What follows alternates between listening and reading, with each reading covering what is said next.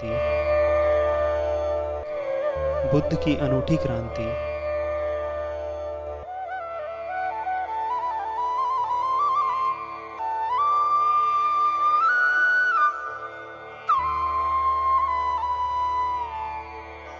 भगवान बुद्ध की गाथाओं पर सद्गुरु ओशो के अमृत प्रवचन। एस धम्मो सनातनो। प्रवचन नंबर 67, भाग 1, मुर्गों की लड़ाई।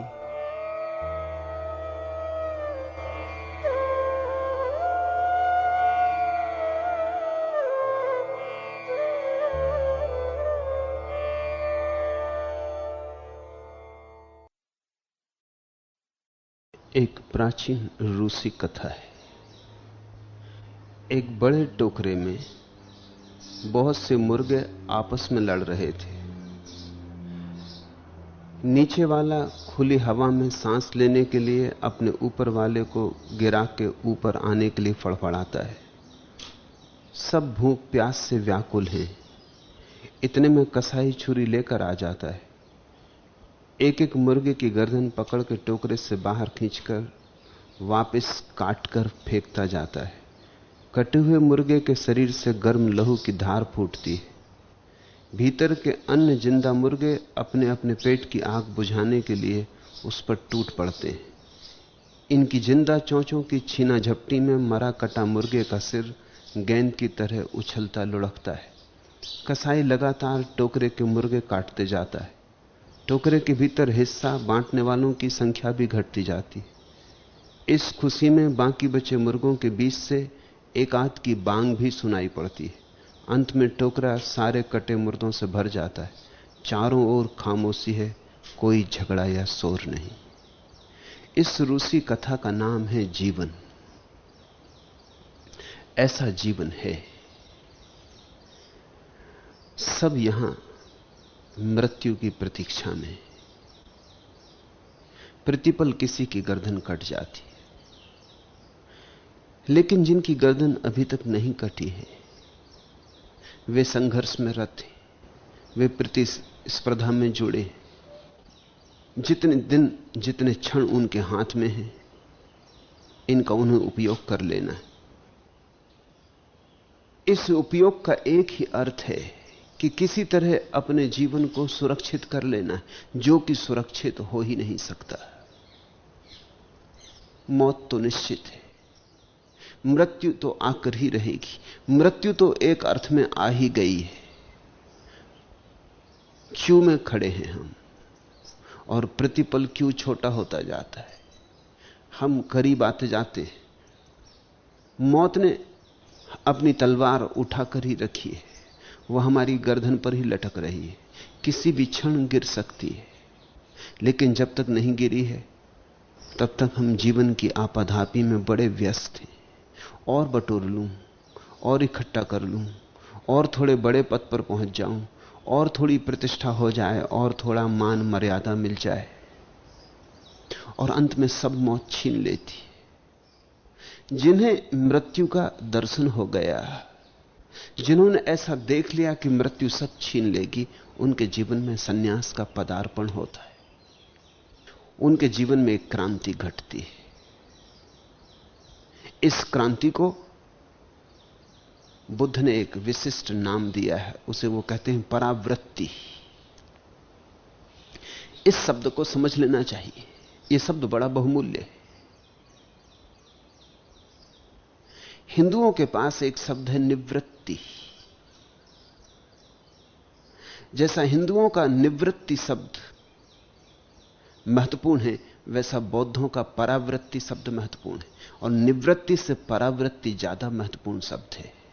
निवृत्ति का अर्थ होता है संसार से विराग, संसार की वृत्तियों में रस का त्याग। मगर त्याग में दमन भी हो सकता है। निवृत्ति अक्सर दमन पर खड़ी होती। परावृत्ति का अर्थ संसार का त्याग नहीं है, अपनी तरफ लौटना। जोर है भीतर की तरफ लौटना। साधारणता हमारी जीवन ऊर्जा बाहर की तरफ जा रही, यह वृत्ति।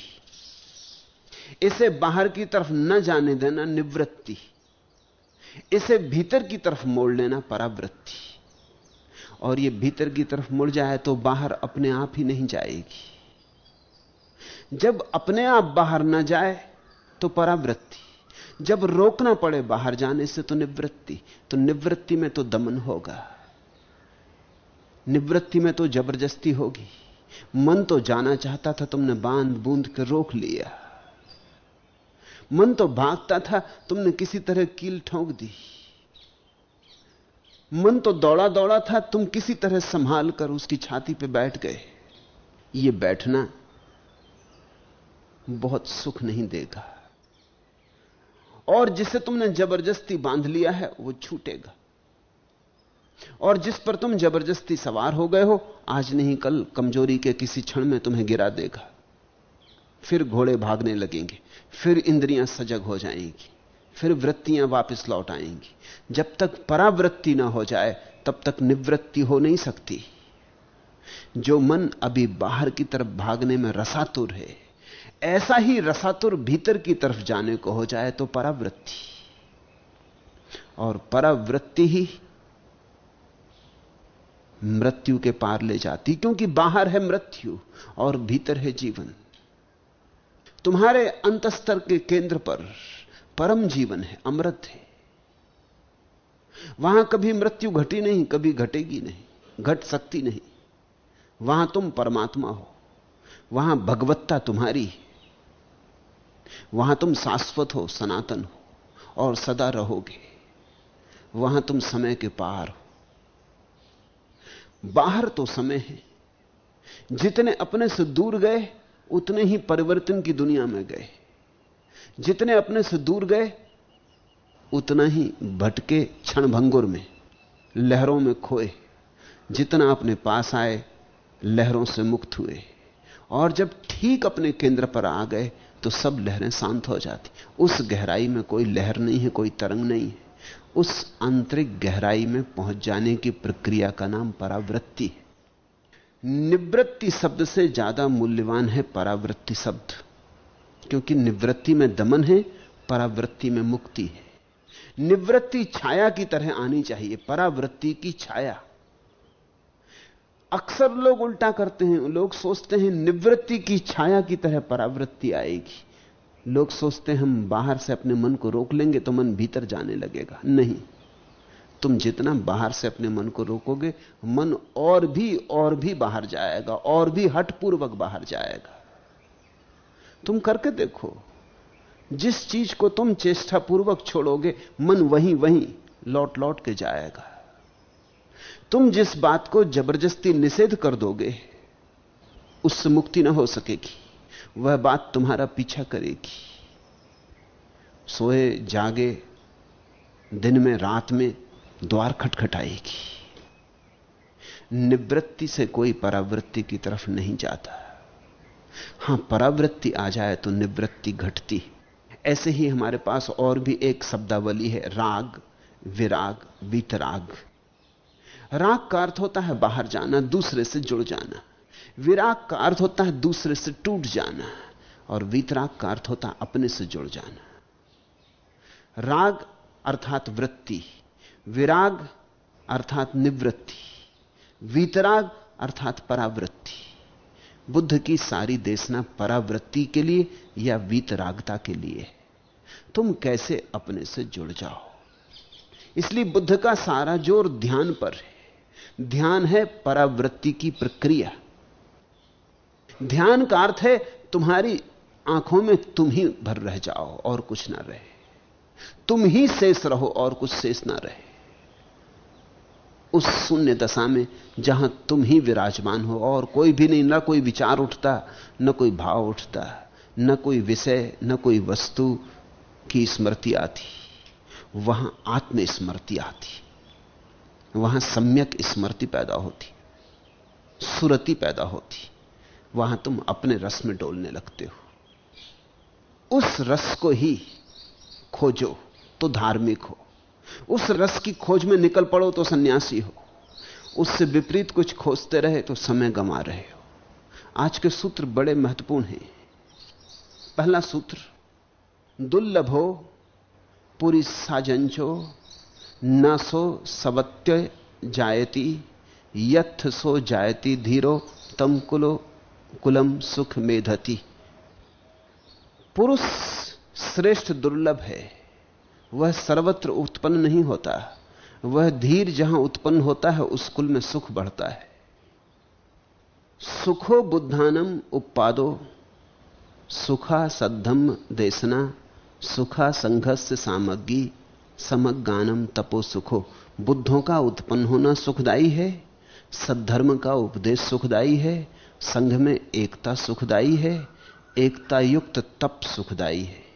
पूजा रहे पूजतो बुद्धे यदिवा सावके पपंच समितंकंते तीर्ण शोक परिदवे ते तादि से पूजयतो निवृते अकुतो भयो न सक्का पुंज संखातुम इत्ते इमे तांपी के नची। जो संसार प्रपंच को अतिक्रमण कर गए, जो शोक और भय को पार कर गए, ऐसे पूजनीय बुद्धों अथवा श्रावकों की या उन जैसे मुक्त और निर्भय पुरुष की पूजा के पुण्य का परिणाम इतना है, यह किसी से कहा नहीं जा सकता। इन सूत्रों का जन्म जिन परिस्थितियों में हुआ उन्हें समझें। पहली परिस्थिति, एक दिन बुद्ध ने श्रेष्ठ और अश्रेष्ठ घोड़ों की बात कही। मैं बहुत बार तुम्हें कहा भी हूं कि बुद्ध कहते हैं श्रेष्ठ अश्व वही है जो घोड़े की छाया से चल पड़े। उससे कम श्रेष्ठ वह है जिससे घोड़े की फटकार चलाने के लिए जरूरी हो। उससे कम श्रेष्ठ वह है जिस घोड़े को कोड़े की चोट मारनी जरूरी हो। उससे कम श्रेष्ठ वह है जो मारे मारे ना चले, चले भी तो जबरदस्ती चले। बुद्ध कह रहे थे श्रेष्ठतम अश्व कौन है। आनंद ने पूछा, भगवान आपने बताया कि श्रेष्ठ अश्व कौन है और कहां उत्पन्न होता है, कैसे उत्पन्न होता है, लेकिन आपने कभी नहीं बताया कि उत्तम पुरुष कौन है और उत्तम पुरुष कहां उत्पन्न होता है। तो शास्त्रा ने कहा, आनंद, उत्तम पुरुष सर्वत्र उत्पन्न नहीं होते, वे मध्य देश में ही उत्पन्न होते हैं और जन्म से ही महाधनवान होते हैं। वे क्षत्रिय या ब्राह्मण कुल में उत्पन्न होते हैं और तब उन्होंने यह गाथा कही, दुर्लभो पुरिसाजंचो नाचो सबत्थ जायती यथ सो जायती धीरो तम कुलम सुगमेधति। पुरुष श्रेष्ठ दुर्लभ हैं, सर्वत्र उत्पन्न नहीं होते। वह धीर जहां उत्पन्न होता उस कुल में सुख बढ़ता है। इस गाथा का अर्थ बौद्धों ने अब तक जैसा किया है वैसा नहीं है। सीधा सीधा अर्थ तो साफ मालूम पड़ता है कि बुद्ध महाधनवान घर में पैदा होते, फिर कबीर का क्या होगा, फिर क्राइस्ट का क्या होगा, फिर फरीद का क्या होगा, फिर मोहम्मद का क्या होगा। ये तो महाधनवान घरों में पैदा नहीं हुए, तो फिर बुद्ध पुरुष नहीं है। ये तो बड़ी संकीर्णता हो जाएगी।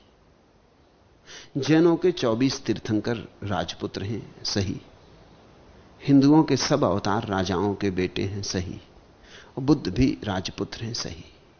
इसलिए स्वभावतः इस वचन का यही अर्थ लिया गया है अब तक कि बुद्ध पुरुष राजघरों में ही पैदा होते हैं, महाधनवान। लेकिन अब तो दुनिया से राजा मिट गए, मिटते चले जा रहे हैं। दुनिया में आने वाले भविष्य में केवल 5 राजा बचेंगे, 4 ताश के पत्तों के और 1 इंग्लैंड का। बाकी तो और कोई बच सकता नहीं, बाकी तो सब गए। तो बुद्ध पुरुषों को पैदा होने की जगह या तो पत्तों के घरों में पैदा हो या इंग्लैंड के राजघराने में पैदा हो। और जैसे पत्तों के राजा झूठे, ऐसा इंग्लैंड का राजा झूठा, इसलिए बचेगा। बचने का और कोई खास कारण नहीं है ही नहीं, इसलिए बच जाएगा। ना कुछ है, प्रतीकात्मक है। तो दुनिया में अब बुद्ध पुरुष पैदा नहीं होंगे। कहीं अनर्थ हो गया शब्द का। मैं महाधनवान का अर्थ करता हूं जन्म से ही महाधनवान होते। इसका अर्थ हुआ कि बुद्ध पुरुष आकस्मिक पैदा नहीं होते, जन्मों जन्मों की संपदा लेके पैदा होते। संपदा भीतरी है, संपदा आंतरिक है। महाधनवान ही पैदा होते। शायद बस आखिरी तिनका रखा जाना है और ऊंट बैठ जाएगा। सब हो चुका है, शायद थोड़ी सी कमी रह गई है। 99 डिग्री पर उबल रहा है पानी, 1 डिग्री और फिर दोबारा जन्म नहीं होगा। यही अर्थ है महाधनवान का। ऐसा कम से कम मैं अर्थ करता हूं। महाधनवान का यही अर्थ है कि बुद्ध पुरुष दरिद्र पैदा नहीं होते। यह दरिद्रता धन की दरिद्रता नहीं है, यह अंतर धन की। यह महाऐश्वर्य धन का ऐश्वर्य नहीं है, यह महाऐश्वर्य ध्यान का ऐश्वर्य, समाधि का ऐश्वर्य, भीतर की शांति और आनंद का ऐश्वर्य। इसलिए कबीर भी महाधनवान ही पैदा होते, क्राइस्ट भी महाधनवान ही पैदा होते। महाधनवान होने का अर्थ है अपनी संपदा अपने भीतर लेके पैदा होते हैं। खाली हाथ पैदा नहीं होते, भरे हाथ पैदा होते। हाथ करीब करीब पूरे भरे हैं, जरा सी कमी रह गई, वो इस जीवन में पूरी हो जाएगी, फिर दोबारा पैदा नहीं होंगे। क्योंकि जो पूरा पूरा हो गया उसके आने की फिर कोई जरूरत नहीं रह जाती। तो मैं तुमसे कहता हूं, भविष्य में भी बुद्ध पुरुष होते रहेंगे, राजा रहें ना रहें, धनवान रहें ना रहें, बुद्ध पुरुष होते रहेंगे। क्योंकि बुद्ध पुरुष के होने का धन से क्या संबंध हो सकता है? भीतरी धन से निश्चित संबंध है, बाहरी धन से कोई संबंध नहीं हो सकता। दूसरी बात, बुद्ध कहते हैं आनंद उत्तम पुरुष सर्वत्र उत्पन्न नहीं होते। ये तो सच है, बुद्धत्व हर कहीं थोड़ी घट जाता है। जन्मों जन्मों की साधना, जन्मों जन्मों की पात्रता, जन्मों जन्मों तक जो ग्राहकता अर्जित की है, ध्यान किया है, तपश्चर्या की है, उस पात्रता में ही घटना घटती, हर कहीं नहीं घट जाती। जिसने बीज बोए हैं वही तो फसल काटेगा ना, और जिसने श्रम किया है वही तो फल पाएगा ना। तो सर्वत्र यह घटना नहीं घटती। हर एक व्यक्ति बुद्ध हो सकता है मगर हो नहीं पाता। कोई कोई कभी कभी हो पाता है, विरला हो पाता है। होना तो सभी की संभावना है, लेकिन संभावनाओं को सत्य बनाना आसान तो नहीं। संभावनाओं को सत्य बनाने के लिए तो पूरे जीवन को दांव पर लगाना पड़ता है। तो जन्मों जन्मों की छोटी छोटी बातों का मूल्य है। छोटी छोटी बातें इकट्ठी होती चली जाती, छोटी छोटी बातों के परिणाम तुम्हारे जीवन को रूपांतरित करते जाते। तुमने किसी को गाली दे दी, किसी का अपमान कर दिया, यह बात ऐसे ही ना चली जाएगी। गाली देने में, अपमान करने में तुम्हारी चेतना को भी कुछ हो गया। तुमने किसी को दान दे दिया, किसी को प्रेम किया, किसी के ऊपर करुणा की, यह बात इतने में ही समाप्त नहीं होगी। ऐसा करने में तुम भी बदले, तो तुम्हारे छोटे छोटे कृत्य तुम्हारे जीवन धारा को बदलते जाते। एक ऐसी घड़ी आती है जब तुम्हारी जीवन धारा उस जगह पहुंच जाती है। शुभ की ऐसी प्रकीर्ण घड़ी आती है जहां सत्य तुम्हारे घर में मेहमान हो सकता है, जहां भगवान तुम्हारे द्वार पर दस्तक देता है कि मुझे भीतर आ जाने दो। सिंहासन तैयार हो गया तो मेहमान आ जाता है। इसलिए बुद्ध कहते हैं सर्वत्र उत्पन्न नहीं होते। लेकिन बौद्धों ने इसका क्या अर्थ लिया जानते हैं? हिंदुओं ने इसका क्या अर्थ लिया? उन्होंने कहा कि बुद्ध पुरुष भारत में ही पैदा होते, सर्वत्र पैदा नहीं होते। जातीय अहंकार, राष्ट्रीय अहंकार भारत में ही पैदा होते। यही है पवित्रतम देश, यही है धर्म भूमि। सदियों से भारत का अहंकार अपने आप की पूजा करता रहा है। भारत का अहंकार कहता रहा है कि देवता भी यहां पैदा होने को तरसते क्योंकि यहां बुद्ध पुरुष पैदा होते। फिर क्राइस्ट को क्या कहोगे? फिर जरथुस्त्र को क्या कहोगे? फिर मोहम्मद का क्या करोगे? और फिर बुद्ध के चले जाने के बाद जो बुद्धों की असली परंपरा चली वो तो चीन में चली और जापान में चली और बर्मा में चली और लंका में चली और सैकड़ों व्यक्ति बुद्धत्व को उपलब्ध हुए, वे सब भारत के बाद उपलब्ध हुए। उनको क्या कहोगे? नहीं, ऐसी संकीर्ण बात इसका अर्थ नहीं हो सकती। भारतीय मन को यह बात सुख देती, क्योंकि तुम्हारे अहंकार को तृप्त करती। मैं इसके लिए राजी नहीं हूं। बुद्ध पुरुष सर्वत्र पैदा नहीं होते, यह सच है। सभी के भीतर यह घटना नहीं घटती, इसमें सच्चाई ज्यादा खोजने की जरूरत ही नहीं, साफ ही है बात। करोड़ों में कभी कोई एक होता है, लेकिन वो एक भारत में होता है, ऐसी भ्रांति मत पालना। वो एक कहीं भी हो सकता है, जहां कोई तैयार होगा वहां हो जाएगा। दूसरी बात, वे मध्य देश में ही उत्पन्न होते हैं। ये मध्य देश ने बड़ी झंझट खड़ी की है बौद्ध शास्त्रों में। उन्होंने तो हिसाब किताब भी आंक के बता दिया कि कितना योजन लंबा और कितना योजन चौड़ा मध्य देश है। तो मध्य देश में बिहार आ जाता है, उत्तर प्रदेश आ जाता है, थोड़ा सा मध्य प्रदेश का हिस्सा आ जाता है, बस ये मध्य देश है। तो पंजाब में पैदा नहीं हो सकते, सिंध में पैदा नहीं हो सकते, बंगाल में पैदा नहीं हो सकते। ये तो सीमांत देश हो गए, ये मध्य देश ना रहे। ये बात बड़ी ओछी है, ऐसा अर्थ करना उचित नहीं। लेकिन मैं झंझट भी समझता हूं कि बौद्ध टीकाकारों की झंझट भी रही, फिर मध्य देश का अर्थ क्या करे। कहा है बुद्ध ने, यह सच है। मैं कुछ अर्थ करता हूं, वो समझने की कोशिश करो। पश्चिम का एक बहुत बड़ा भौतिक शास्त्री है ली कामते दू नाय।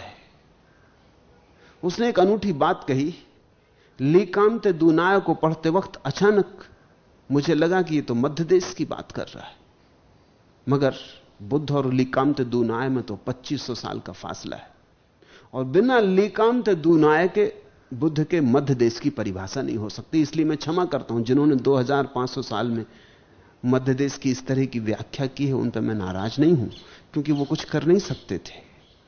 एक अनूठी बात दुनाय ने खोजी है, और वो ये कि मनुष्य अस्तित्व में ठीक मध्य में, मध्य देश है। छोटे से छोटा है परमाणु, एटम, और बड़े से बड़ा है विश्व। और लिकामते दुनाय ने सिद्ध किया है कि मनुष्य इनके दोनों के ठीक बीच में मध्य देश है, ठीक बीच में। इसका अर्थ होता है परमाणु में और मनुष्य के बीच में जो अनुपात है, मनुष्य जितने गुना बड़ा है परमाणु से, उतना ही गुना बड़ा विश्व है मनुष्य से। मनुष्य ठीक मध्य में खड़ा है। एक छोर पर परमाणु है, परमाणु और मनुष्य के बीच जितना फासला है, उतना ही फासला मनुष्य और विश्व की परिधि के बीच है। वे फासले बराबर हैं, और मनुष्य ठीक मध्य में खड़ा है। लिकामते दुनाय को पढ़ते वक्त अचानक मुझे धम्मपद का यह वचन याद आया। शायद लिकामते दुनाय को तो बुद्ध के इस वचन का कोई पता भी ना होगा, हो भी नहीं सकता, लेकिन यह मध्य देश का अर्थ हो सकता है, होना चाहिए कि बुद्ध पुरुष मनुष्य में ही पैदा होते, मनुष्य योनि में ही पैदा होते। अब तक सुना भी नहीं गया कि कोई हाथी, कोई घोड़ा बुद्ध पुरुष हुआ हो। देवता भी बुद्ध पुरुष नहीं होते। मनुष्य से पीछे भी कोई बुद्ध पुरुष नहीं होता, मनुष्य के आगे भी कोई बुद्ध पुरुष नहीं होता। मनुष्य चौराहा है, चौरस्ता है। मनुष्य की कुछ खूबी है, वो समझ लेनी चाहिए, वो क्यों मध्य देश है। मध्य देश की कुछ खूबी है, कुछ अड़चन भी है मध्य देश की। मध्य देश का मतलब होता है बीच में खड़े, न इस तरफ है न उस तरफ, चौराहे पर खड़े। मनुष्य का अर्थ है अभी कहीं गए नहीं, खड़े सीढ़ी के बीच में, दोनों तरफ जाने की सुविधा है। निम्नतम होना चाहें तो मनुष्य से ज्यादा नीच और कोई भी नहीं हो सकता। मनुष्य पशुओं से भी नीचा गिर जाता है। जब तुम कभी कभी कहते हो मनुष्य ने पशुओं जैसा व्यवहार किया, तो तुम कभी सोचना कि पशुओं ने ऐसा व्यवहार कभी किया है। तॉलस्टॉय ने लिखा है कि जब भी कोई कहता है कि इस मनुष्य ने पशु जैसा व्यवहार किया, तो मुझे क्रोध आता है कि यह आदमी पशुओं के साथ जाति कर रहा है, क्योंकि जैसे व्यवहार मनुष्य ने किए हैं वैसे तो पशुओं ने कभी नहीं किए। कौन से पशु ने अडोल्फ हिटलर जैसा काम किया है, या चंगेज खां, या तैमूर लंग, या जोसेफ स्टालिन? किस पशु ने ऐसा काम किया है? किसी पशु ने ऐसा काम नहीं किया। पशु मारता है जरूर, हिंसा भी करता है, लेकिन भोजन के अतिरिक्त तो और किसी कारण से नहीं। अगर सिंह का पेट भरा हो तो तुम उसके पास से निकल सकते हो, वो हमला भी नहीं करेगा। सिर्फ आदमी अजीब है, ये खिलवाड़ में भी मारता है। ये कहता हम शिकार करने जा रहे हैं, इसको कोई प्रयोजन नहीं है, ये मार के खाएगा भी नहीं, भूखा भी नहीं है, भरा पेट है, लेकिन खिलवाड़ से खेल के लिए जा रहा है। और जब ये आदमी जाके जंगल में किसी जानवर को मार लेता है तो कहता खूब मजा आया, शिकार हुई। और अगर जंगली जानवर इसको मार ले तब ये नहीं कहता कि खूब मजा आया, शिकार हुई। जंगली जानवर ने शिकार की तब शिकार नहीं कहता। और जंगली जानवर कभी शिकार के लिए शिकार नहीं करता जब भूखा होता है तभी। मैंने सुना है एक दिन एक सिंह और एक खरगोश एक होटल में गए, दोनों बैठ गए तो खरगोश ने बैरे को बुलाया और कहा कि नाश्ता ले आओ। तो बैरे ने पूछा और आपके मित्र क्या लेंगे? खरगोश ने कहा बात ही मत करो, अगर मित्र भूखे होते तो तुम सोचते हो मैं यहां इनके पास बैठा होता? वो नाश्ता कर चुके होते, मित्र भूखे नहीं, तभी तो मैं इनके पास बैठा हूं। जानवर तो केवल तभी मारता है जब भूखा होता है, आदमी खेल में खिलवाड़ में मारता है। हिंसा खिलवाड़, दूसरे का जीवन जाता है, तुम्हारे लिए खेल। फिर कोई जानवर अपनी ही जाति के जानवरों को नहीं मारता, कोई सिंह सिंह को नहीं मारता है, और कोई सांप किसी सांप को नहीं काटता, कोई बंदर कभी किसी बंदर की गर्दन काटते नहीं देखा गया। आदमी अकेला जानवर है जो आदमियों को काटता है, और एक दो में नहीं करोड़ों में काट डालता है। इसके पागलपन की कोई सीमा नहीं। तो अगर आदमी गिरे तो पशु से बदतर हो जाता है, और अगर आदमी उठे तो परमात्मा के ऊपर हो जाता है। बुद्धत्व का अर्थ है उठना, पशुत्व का अर्थ है गिरना, और मनुष्य मध्य में है। इसलिए दोनों तरफ की यात्रा बराबर दूरी पर है। जितनी मेहनत करने से आदमी परमात्मा होता है, उतनी ही मेहनत करने से पशु भी हो जाता है। तुम ये मत सोचना कि एडोल्फ हिटलर कोई मेहनत नहीं करता, मेहनत तो बड़ी करता है, तब हो पाता है। यह मेहनत उतनी ही है जितनी मेहनत बुद्ध ने की भगवान होने के लिए, उतनी ही मेहनत से यह पशु हो जाता है। उतने ही श्रम से तुम ध्यान की संपदा पालोगे जितने श्रम से तुम अपने को गंवा दोगे। तुम पर निर्भर है। तुम ठीक मध्य में खड़े हो, उतने ही कदम उठा के तुम पशु के पास पहुंच जाओगे, पशु से भी नीचे, और उतने ही कदम उठा के तुम परमात्मा हो जा सकते हो। यह अर्थ है मध्य देश का। और स्वभावतः मध्य में से ही चौराहा जाता है। पुरुष श्रेष्ठ दुर्लभ है, वह सर्वत्र उत्पन्न नहीं होता, वह मध्य देश में ही उत्पन्न होता है और जन्म से ही महाधनवान होता है। तो मनुष्य की महिमा भी अपार है, क्योंकि यहीं से द्वार खुलता है। और मनुष्य का खतरा भी बहुत बड़ा है, क्योंकि यहीं से कोई गिरता है। तो संभल के कदम रखना, एक एक कदम फूंक फूंक के रखना, क्योंकि सीढ़ी यहीं से नीचे भी जाती, जरा चूके तो चले जाओगे। और सदा ख्याल रखना, गिरना सुगम मालूम पड़ता है, क्योंकि गिरने में लगता है कुछ करना नहीं पड़ता, उठना कठिन मालूम पड़ता है। यद्यपि गिरना भी सुगम नहीं है, उसमें भी बड़ी कठिनाई है, बड़ी चिंता, बड़ा दुख, बड़ी पीड़ा। लेकिन साधारणता ऐसा लगता है कि गिरने में आसानी है, उतार है, चढ़ाव पर कठिनाई मालूम पड़ती, लेकिन चढ़ाव का मजा भी है, क्योंकि शिखर करीब आने लगता आनंद का, आनंद की हवाएं बहने लगती, सुगंध भरने लगती, रोशनी की दुनिया खुलने लगती। तो चढ़ाव की कठिनाई है, चढ़ाव का मजा है। उतार की सरलता है, उतार की अड़चन है। मगर हिसाब अगर पूरा करोगे तो मैं तुमसे यह कहना चाहता हूं कि बराबर आता है हिसाब। बुरे होने में जितना श्रम पड़ता है उतना ही श्रम भले होने में पड़ता है। इसलिए वे नासमझ हैं जो बुरे होने में श्रम लगा रहे हैं, उतने में ही तो फूल खिल जाते। जितने श्रम से तुम दूसरों को मार रहे हो उतने में तो अपना पुनर्जन्म हो जाता। बुद्ध ने कहा कि वे क्षत्रिय या ब्राह्मण कुल में ही उत्पन्न होते। इसकी भी झंझट रही है सदियों तक, क्षत्रिय या ब्राह्मण कुल में ही उत्पन्न होते, तो फिर वैश्य और शूद्रों का क्या? फिर रैदास तो शूद्र है, रैदास का क्या? तो क्या फिर वैश्यों और शूद्रों में कभी कोई बुद्धत्व को उपलब्ध नहीं हुआ? ब्राह्मण और क्षत्रिय तो ऐसा मानना चाहेंगे कि नहीं, कोई कभी उत्पन्न नहीं हुआ, लेकिन यह बात गलत है। जीसस तो बढ़े ही हैं, मोहम्मद व्यवसायी हैं। मोहम्मद व्यवसाय ही करते थे जब उन्हें पहली दफा इल्हाम हुआ। तो यह अर्थ तो नहीं हो सकता, और यह अर्थ इसलिए भी नहीं हो सकता कि बुद्ध ने तो बार बार इंकार किया है कि मैं वर्णों को मानता नहीं, मैं मानता नहीं कि कोई ब्राह्मण है, कि कोई शूद्र है, कि कोई क्षत्रिय है। जन्म से तो कोई वर्ण है नहीं,